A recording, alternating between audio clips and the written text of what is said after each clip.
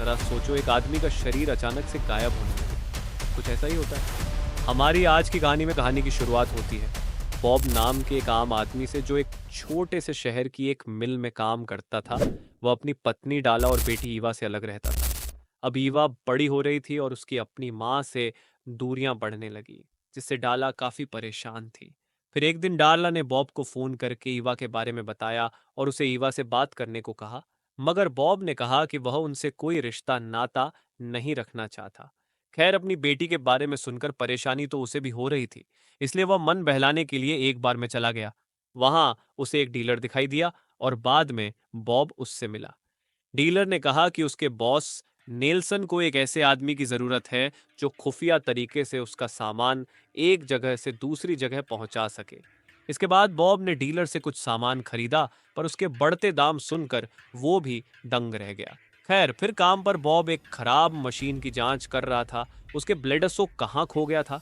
तभी अचानक उसके एक साथी ने उसे आवाज दी और वह पीछे हट गया। बाद में बॉब ने अपने बॉस से कहा कि उसे कुछ दिनों की छुट्टी चाहिए और वह अपना सामान बांध कर निकल पड़ा।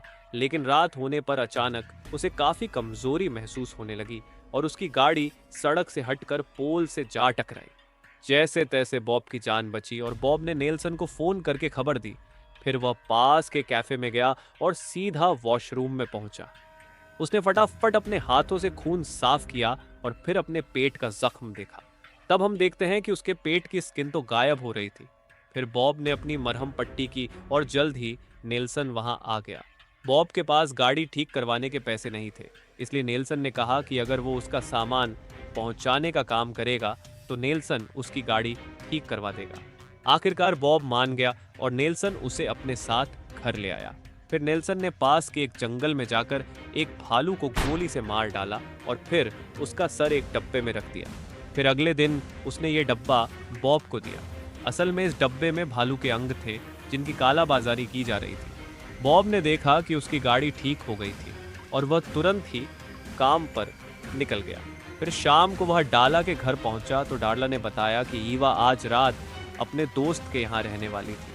अगली सुबह बॉब वो डिब्बा पहुंचाने निकला ही था कि ईवा घर लौट आई। ईवा ने उस पर काफी गुस्सा होते हुए कहा कि इतना समय गायब रहने के बाद अब वह लौट कर क्यों आया है। खैर, ईवा के जाने के बाद बॉब डिब्बा पहुंचाने एक आदमी की दुकान पर पहुंचा। उस आदमी ने बॉब को सलाह दी कि नेल्सन के साथ काम करना खतरे से खाली नहीं है, पर बॉब ने चुपचाप उसे डिब्बा दे दिया। फिर उस आदमी को एहसास हुआ कि बॉब की तबीयत ठीक नहीं है, इसीलिए उसने बॉब को एक खास चाइनीज दवाई का डिब्बा दिया। बाद में बॉब घर लौटा तो ईवा ने उसकी बिगड़ती तबीयत के बारे में पूछा, पर बॉब ने झूठ कह दिया कि उसे काम पर चोट लग गई थी। फिर ईवा ने उससे अपने दादा की जानलेवा बीमारी के बारे में पूछा, जिस पर बॉब ने जवाब ना देते हुए बात घुमा दी। खैर, थोड़ी देर बाद ईवा अपने दोस्तों से मिलने चली गई, मगर रास्ते में वह एक चाइनीज दुकान पर रुकी। ईवा को भी शायद कोई बीमारी थी जिसके बारे में वो दुनिया को नहीं बताना चाहती थी।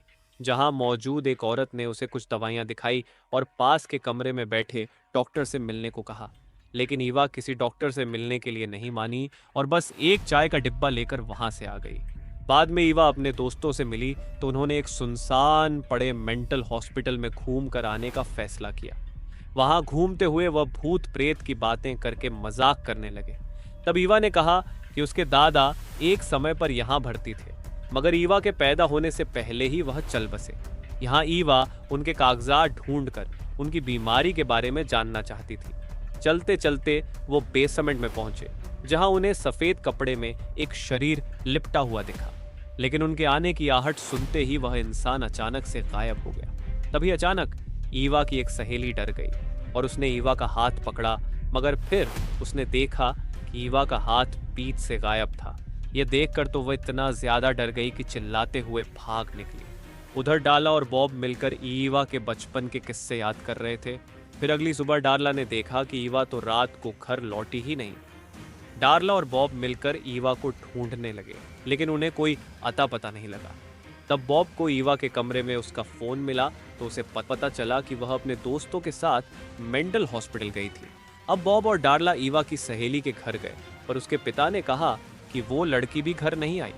बाद में बॉब ने नेल्सन को फोन करके बताया कि उसके अगले पार्सल को मंजिल तक पहुंचाने में थोड़ा समय लग जाएगा। कुछ देर बाद बॉब को ईवा के बाकी दोस्त दिखाई दिए, तो उसने जाकर ईवा के बारे में पूछा, मगर उन्होंने सीधे मुंह जवाब नहीं दिया। तो बॉब को गुस्सा आ गया और वह हाथापाई पर उतर आया। तब उस लड़के ने बताया कि ईवा उनके साथ मेंटल हॉस्पिटल गई तो थी, मगर वहां से वह सभी डर के भाग गए थे और तब से ईवा कहाँ गायब है किसी को नहीं पता। तब बॉब को एहसास हुआ कि ईवा वहां अपने दादा की बीमारी की छानबीन करने गई थी। उधर ईवा की आंख खुली तो वो एक पिंजरे में कैद थी। वहीं दूसरी ओर उसके माँ बाप मेंटल हॉस्पिटल पहुंचे तो सिक्योरिटी ने बॉब को अंदर आने से रोका। तब बॉब ने उस पर हमला कर दिया, मगर खुद ही दर्द के मारे नीचे गिर गया। तभी एक डॉक्टर वहां आई जो बॉब और उसके पिता दोनों को जानती थी। उसने डाला से कहा कि बॉब की तबीयत ठीक नहीं है, इसीलिए उसे यहीं अस्पताल में रहना होगा। बॉब को याद आया कि बचपन में जब उसके पिता यहाँ भर्ती थे तो वह बाहर ही बैठा रहता था। बॉब को याद था कि उसके पिता नहीं चाहते थे कि बॉब उन्हें इस हालत में देखे। अब डॉक्टर ने बॉब को उसके पिता का कमरा दिखाया और कहा कि वह भी यहीं रुककर अपना इलाज करवा सकता है। मगर बॉब ने इनकार करते हुए कहा कि ईवा को उसकी जरूरत है। लेकिन फिर भी सिक्योरिटी गार्ड्स ने उसे जबरदस्ती कमरे में बंद कर दिया। फिर रात को अचानक उसकी आंख खुली तो उसने देखा कि दरवाजा अपने आप खुल गया था और पास के टेबल पर मेन गेट की चाबियां रखी थी। बॉब तुरंत वहां से भाग निकला और डार्ला के घर पहुंचा, मगर डार्ला वहां नहीं थी। तभी नेल्सन ने उसे फोन करके धमकाना शुरू कर दिया कि अगर उसने समय पर पार्सल नहीं पहुंचाया तो उसका परिवार अपनी जान से हाथ धो बैठेगा। इससे बॉब और परेशान हो गया और ईवा की सहेली के घर पहुंचा। वो लड़की अब घर वापस आ गई थी। उसने बॉब को बताया कि वो ईवा का सच जान चुकी है, क्योंकि उसने ईवा का गायब हाथ देख लिया था। फिर उसने बॉब को ईवा का एक बैग लौटाया और बॉब को उसमें चाइनीज चाय का एक डिब्बा मिला। उसे याद आया कि ये वैसा ही डब्बा है जैसा उस दुकानदार ने उसे दिया था। अब बॉब सीधा उस दुकानदार के पास पहुंचा और उससे अपनी लापता पत्नी और बेटी के बारे में पूछा। उस आदमी ने कहा कि हालांकि वह गैर कानूनी धंधे करता है, लेकिन वह भी एक पिता और एक पति है। वह कभी किसी इंसान को अगवा नहीं कर सकता। फिर उसने बॉब को उस चाइनीज दुकान के बारे में बताया। वहीं हम देखते हैं कि कुछ अनजान लोग ईवा की जांच कर रहे थे। वो उसके जख्मों को कुरेद रहे थे, जिससे ईवा को भयानक दर्द हो रहा था। कुछ ही समय में बॉब उस चाइनीज दुकान पर पहुंचा और वहां मौजूद औरत से अपनी लापता बेटी के बारे में पूछा। वो औरत थोड़ी घबरा गई, लेकिन उसने बॉब को सच नहीं बताया। तभी बॉब की नजर दुकान के पीछे मौजूद ईवा की साइकिल पर पड़ी और उसने अपनी टोपी उतार दी। उसके आधे सर को गायब देखकर औरत के तो होश ही उड़ गए। वो समझ गई थी कि ईवा भी बॉब के जैसी ही है। उसने अचानक डॉक्टर के कमरे की ओर देखा और बॉब इशारा देखते ही कमरे की ओर भागा। रास्ते में उसने अपने कपड़े उतार दिए। फिर वह बेसमेंट में पहुंचा, जहां उसे डॉक्टर और उसके असिस्टेंट मिले। बॉब ने तुरंत उन पर हमला कर दिया और ईवा को रिहा करने की मांग की। तभी उसे पिंजरे से ईवा की आवाज सुनाई दी। बॉब उसके पास गया और उसका आधा शरीर गायब देखकर ईवा बहुत डर गई, मगर बॉब ने उसे जैसे तैसे शांत किया। उसने पिंजरा खोलकर ईवा को आजाद किया और उसके साथ भाग निकला। बॉब और ईवा तुरंत घर पहुंचे तो डाला ने देखा कि बॉब तेजी से गायब हो रहा था, इसीलिए वह फटाफट उसकी देखभाल में जुट गई। असल में डाला बॉब के गायब होने वाली बीमारी के बारे में जानती थी। फिर अगली सुबह बॉब को होश आया तो उसने ईवा से कहा कि उसे अपनी बीमारी के कारण उनसे दूर जाना पड़ा, लेकिन यह कुछ ऐसा था जो उनके खून में ही मौजूद था और उसने ना चाहते हुए भी यह चीज अपनी बेटी को दे दी। खैर, बाद में बॉब घर छोड़कर जाने लगा और उसने कहा कि वह दिन बधिरा है और यह सच दुनिया के सामने आने से पहले उसे बहुत दूर जाना होगा। तब ईवा ने भी उसके साथ ही जाने का फैसला किया, क्योंकि कि उसका भी यही हाल होने वाला था। आखिरकार डार्ला ने उन्हें भरी आंखों से आखिरी बार विदा किया। फिर रास्ते में ईवा ने बॉब से कई सवाल पूछे तो बॉब ने कहा कि वह अपने परिवार पर बोझ नहीं बनना चाहता था और इसीलिए वह सबसे दूर चला गया। ईवा ने कहा कि वह अपने पिता के साथ हर खोया हुआ लम्हा बिताना चाहती है। खैर, जल्द ही वो उस जगह पहुंचे जहां से बॉब को नेल्सन का अगला पार्सल पहुंचाना था।